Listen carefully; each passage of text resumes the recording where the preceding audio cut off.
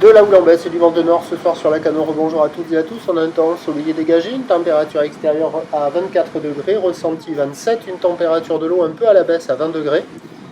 La marée est actuellement en train de finir de monter, le plein haut est à 18h30 avec des coefficients de 112.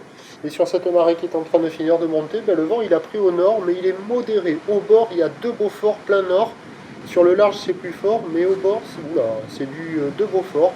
Avec un plan d'eau clapotis-clapotin, par ici, par la base. Une houle qui est elle multipique et longue avec 10 secondes de période orientée ouest-nord-ouest à ouest, relevée à la baisse sur la Boire, Cachan-Gascogne à 1m70 et 9 secondes. Et il y a des vagues à la baisse ce soir avec encore un peu de taille, à 1 mètre en déferlement régulier, 1m30 sur les séries qui rentrent fréquemment, un bon 1m50 sur les grossettes, des vagues à hauteur de personne, de la taille d'une personne. Avec la marée qui est haute et les séries espacées, la barre est facile à franchir, les vagues sont sélectives à réserver par des surfeurs confirmés.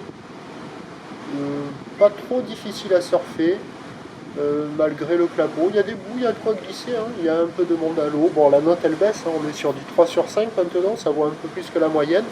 Mais malgré le vent qui est au nord modéré, je ne sais pas si vous voyez au large là, il y a des petits moutons. Mais au bord, le vent il est moins fort que ça, quoi, hein. Il est de Beaufort. Et malgré le vent de nord, on voit des vagues qui déroulent, hein. Et puis il y a des mecs à l'eau qui prennent des vagues qui déroulent, qui ouvrent. Donc il y a quand même de quoi glisser. C'est moins joli que ça n'était. Mais il y a quand même de quoi faire. Donc 3 sur 5, il y a une trentaine, une quarantaine de personnes à l'eau sur tout la Canot du nord au sud. Et là, c'est un des meilleurs spots. Il y a quand même un joli pic droite et gauche en fonction des séries. Là. Des fois, elle tend un peu, des fois, c'est plutôt la droite, des fois, plutôt la gauche. Mais quand elle se met en place, elle déroule bien. Hein. Et bon, c'est pas la perfection loin de là, c'est un peu agité, multipique, désordonné, mais il y a quand même de quoi faire. L'évolution pour la fin de journée, le vent va se calmer sur la fin de journée, revenir offshore, la houle va continuer de s'amortir gentiment, elle est à la baisse sur la bouée à 1,59 secondes. Comme la marée monte jusqu'à 18h30, là, il y a une session à se caler sur le plein haut, descendant, avec des vagues qui seront certes multipiques, mais il y a quand même de quoi surfer.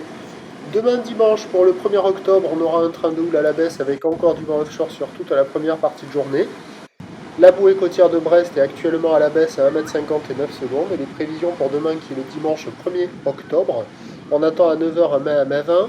Houle ouest-nord-ouest à ouest, 10 secondes de période, vent est-sud-est 2, 3. À 13h 1 mètre. Houle ouest-nord-ouest à ouest, 10 secondes de période, vent de sud-est 1, 2. Et à 17h, 80 cm à mètre, ou de ouest-nord-ouest à ouest, 10 secondes de période, vont de nord-nord-ouest, 1, 2.